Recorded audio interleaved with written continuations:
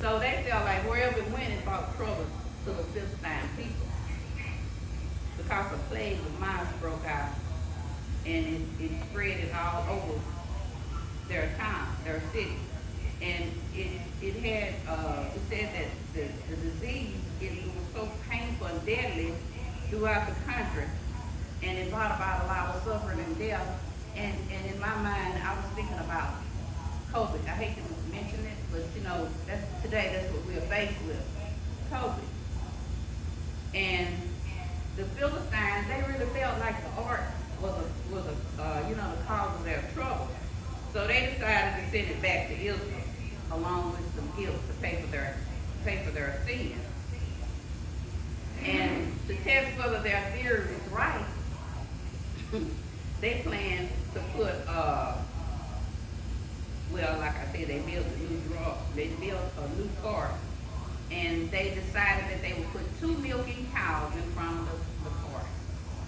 And these milking cows, they had baby calves, and they said that when you try to take a mama from the baby, that the cow would just, the cow would just cry out, be in distress. So they said that if the cows would go, then they know that it was an act of the Lord. So they planned to put the cows in front of the horses, and they said in front of the horse, and they said that the calves went straight to the place, and that was kind of strange. And they said, they were moving here and there, but they were expecting the calves to break loose because they said when they want to break loose and go back to their calves, they will do that. They can do that. So the cows went straight to Israel, and they knew that God had directed them. So God restored his honor by bringing the ark back without the Israelites doing anything. So we know that was an act of God for him to walk the straight and narrow. So can we? That's the question we should ask ourselves. Can we walk the straight and narrow? Okay. After they saw all these men, let me tell you this. The ark was so sacred that, touching it meant that they have death, and then even looking inside. So when it got where it was supposed to go, these men, they got curious, and they started looking inside. And they dropped dead. And after they saw all these men drop dead, they wanted to get rid of it. And now, as the ark came into the city, David looked through. David started leaping and whirling before the Lord. And they say he took his clothes off. But what he took off, he was a king. And the city started rejoicing, and he started rejoicing with them because he was so happy. He was overjoyed because he had bought the horse back to the city. And like she read, Michael was looking out the window, and Michael was his wife. He had been married to her, and her daddy, David's dad, Michael's daddy, Saul, didn't like David, and he was out to kill him, and Michael helped him escape. So because of that reason, her daddy gave her to another guy, and I can't pronounce his name. What was his name? I would say Alex or something like that. And anyway, she was displeased with his behavior, and she wanted to know why was he being a king out there dancing and whirling and doing all that in the eyesight of